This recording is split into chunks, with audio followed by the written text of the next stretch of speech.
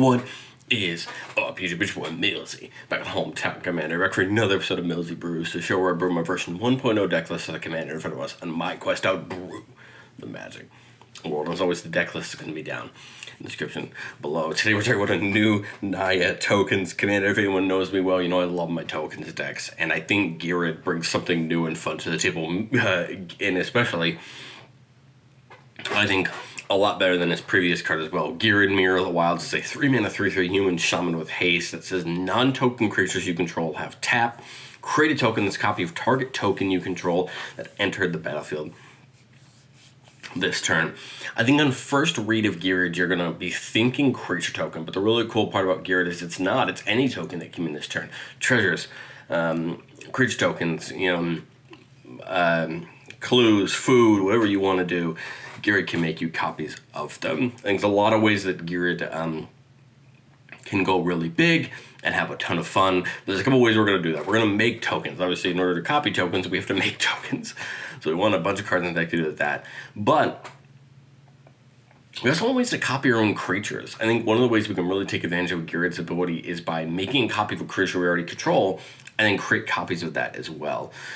We have plenty of cards in these three colors that could deal damage equal to our opponents when creatures enter the battlefield and under our control. And because we're looking to make one and then copy it with all of our other creatures, I think that makes a ton of sense.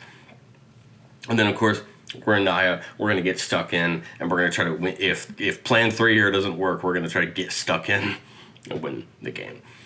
There are so many ways in these colors to make tokens. I'm only going to talk about, 10 or 12. I think there's a lot of ways you could take this deck. What I basically just tried to do is make a ton of cards here in this section that either make tokens themselves or give you incentive for copying other tokens. So Dragonmaker Outcast, beginning of our upkeep, we have 6 or more lands, you make a 5/5 dragon. Amara is great for making a token or tapping to copy a token and getting a token with it. Galton Mavrin is one of our fun combat payoffs, can make us a big dinosaur with power and toughness equal to the highest power among other attacking creatures, or can just make a bunch of 1/1s where X is the number of other attacking creatures. Ghired, the old one, when it comes in, makes you a rhino, and then whenever it attacks, you can populate. But again, that 4/4 rhino is going to come in and then be able to be copied. Gruff Triplets, like it comes in and makes 2 copies of itself. This is a great card to copy because when any of them die, they put a counter on all the other ones. Nesting Dovehawk can populate at the start of combat, and then whenever a token comes in, Nesting Dovehawk gets a counter, which can get bigger and bigger and be a threat to our opponents. Oh, here, Talk can triple up those creature tokens we make. Both Pest Infestation and March of the Multitudes are 2 X spells that I really love in my tokens decks. Pest Infestation, you can dump them as much as you want into X. Destroy as many artifacts and enchantments as you want, as long as it's up to X, and make it twice X 1/1 black pest creature tokens with when this creature dies, you gain life. And then March of the Multitudes has Convoke, so you can use your creatures to help tap to cast it, making a bunch of soldiers with lifelink. We have things like Second Harvest, just make a copy of each token we control. Feldar Retreat's a really cool card because you can get us that 2/2 cat, or give all of our creatures vigilance until end turn if we want to take a big attack. And then kind of getting into the next section of the deck, Splinter Twin is a ton of fun. Put it on a creature you really want to make a copy of, and you get a copy of it with haste until end of turn, meaning that if we use Splinter Twin to make a copy of that and then tap everything else, we're just making a ton of tokens with haste. Kind of taking that and keeping it going, we have Delina and Felden and Jaxus. All of these make copies of a target creature. Jaxus does any creature we control, and it gets haste.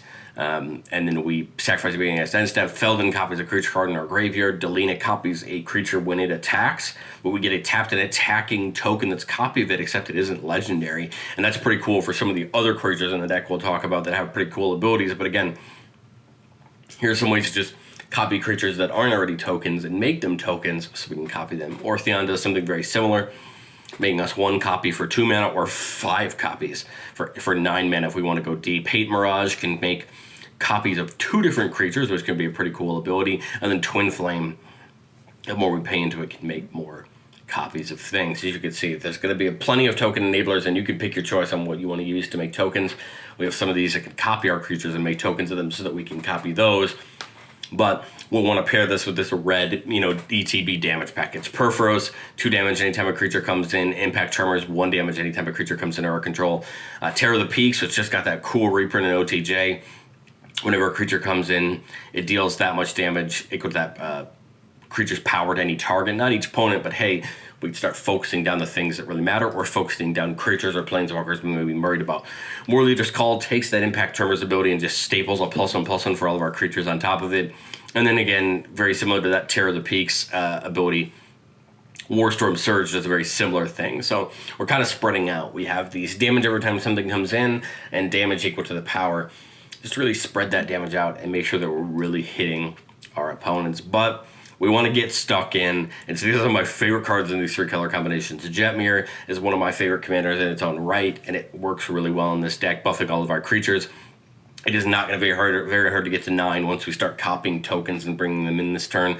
Naya can give them all double strike, get us some card advantage when they draw. Garruk's Uprising can give them trample, making sure they can hit in for the damage. Also draw us a card depending on how big the tokens we are making. Legion Loyalty gives all of our creatures myriad, meaning those tokens can then turn into basically attacking every player instead of just one, leading to big combats. Legion Loyalty is a card that pairs really good with that Impact Tremors, that Perforos, so that War Leader's Call, doing a bunch of damage before you even get into combat.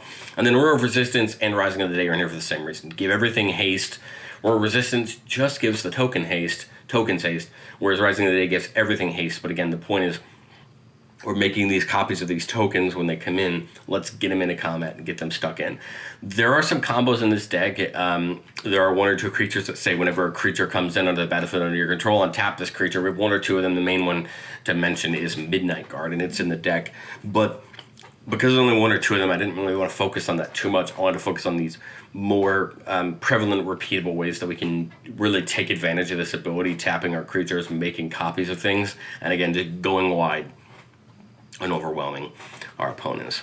Well, like I say on every episode, this is my version 1.0 deck list, which means there are some things that I missed, there's some cards that I probably had to cut that I didn't want to, and my list isn't perfect. And these are the 3 cards that I really wanted to put in, but I had to cut for some other things. But I still think if we were going to go into testing this deck, these are 3 cards we really want to look out for. Beastmaster Ascension just makes a ton of sense. We're going to be attacking with a lot of creatures. Why not give them that buff? I like it.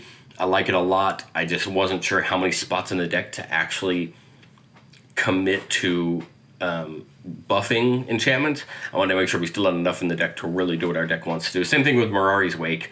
It's there for the +1/+1, but it's also there to double up our mana. I love Mirari's Wake. It's probably one of my favorite cards in the Naya colors for just getting you extra mana and really making those X spells that you can make tokens with really hit for more. But again, I wanted to make sure we had a good mix of everything you want to see in this type of deck. And then Halo Fountain is a lot of things. One, it can make tokens by untapping a tap creature you control and draw you cards. But if you untap 15 tap creatures you control, we can actually win the game. And it is possible in these token decks. I have actually done it once or twice. But it's an interesting card. I think it makes a ton of sense, especially when we're tapping creatures to make tokens. I think it's worth playing. Make some tokens, maybe take a big attack with tokens with haste, and maybe you run yourself close to that 15 tokens to win the game. But that's just, I wasn't quite sure if that fit necessarily for what I wanted. Well, let's get into our playtest. Keep it a 2-lander with an Idol of Oblivion, Amara, Dragonmaster Outcast, and Rhythm of the Wild. So not bad. I think we got a good start. Turn on, we draw another Plains. We'll take it. That at least gets us another step closer. We're going to surveil 1 with the District. I like keeping the forest. It's going to at least get us all 3 of our colors, which I think is important. Turn 2, we draw that forest, and I think I would go ahead and throw this down. Actually, I apologize. No. We need to get the Plains down because we want to get Amara down this turn and get that started. We could have also played the Idol of Oblivion as well, but I think the Oblivion makes more sense this turn because now turn 3 we can get Ghired down. And swing in with Amara if we want to get the token, which I feel like on turn 3 there's probably somebody who is wide open to get us in, and if they're not, then it's a 2/2. But at any rate, I think I like this here. Gets us that 1/1 with lifelink, and at least just starts building up a board for us, right? Getting us to get a little bit more value on board. Would have loved to have had the Oblivion or that down, or, you know, being able to tap that Amara to make a creature token of it, but that's okay. I just realized Ghired could have hacked as well if we wanted it to have. But going into turn 4, we see the Nature's Lore, which ain't a bad choice. I kind of like the idea of maybe just like the Idol of Oblivion and the Nature's Lore. Just go get or dual lands, maybe something like Lush Portico. I just realized we need a red source, don't we? Because of that. We'll just go get the garden.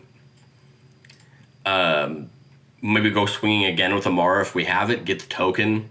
Tap the Oblivion to draw a card. And then get another right soldier when that happens. Maybe Ghired, instead of attacking, we could tap to get another soldier here instead of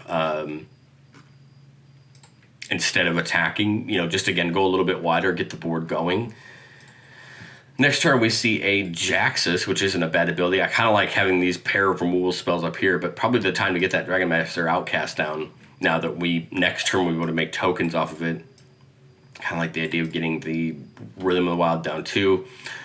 Move to combat, I'd probably attack with the Amara again. At this point, I'm okay if Amara dies because we've gotten enough tokens off of it. But hey, tap for the Oblivion to draw a card, tap for Ghired to get, you know, 2 more soldiers maybe, if Ghired doesn't want to attack, right? Just stack up these soldiers. Now we're getting to the point where we're just one, you know, good combat piece away from really, really hitting our opponents hard. And we would have enough to hold these, either the swords or the plowshares up. But moving into the next turn, I love the idea of Ginny Fey here, because now we can kind of pick what we want, potentially. Sorry, start of the turn, we get that dragon from Dragon Master Outcast. Play Ginny Fey, and I think I'd probably just tap both of these if Mara's still alive to get another copy of the dragon, and now we can just start still hitting into our opponents, you know, drawing a card with an Oblivion because we made a dragon, and now, you know, just push our advantage forward towards all we need, I think, really at this point is some sort of combat enabler, and we're probably, you know, just off to the fences. But let's go with one more playtest, keeping a 2-lander with a Rampant Growth. Not too bad at all. Play that Jetmir's Garden intact, and we see that Midnight Guard card that can actually go infinite with Ghired's ability. So all we need is a cool way to get a token in and a damage outlet, which we have. We have the Perforos and we have Amara, so we're kind of on our way to this. We just need a couple things. Let's go ahead and play this. Rampant Growth, and I kind of like the idea of getting what? We have the red source. Maybe we'll just go for a white source here.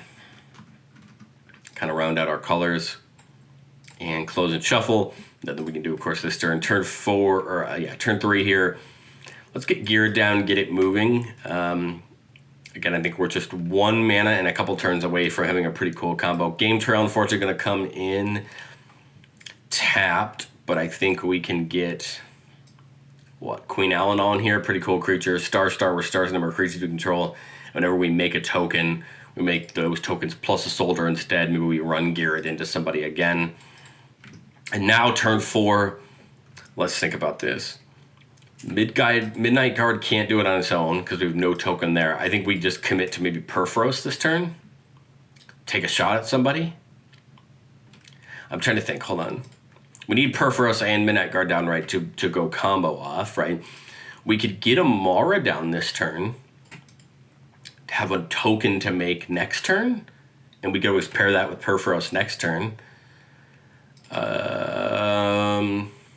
Okay, I think I like maybe Amara here.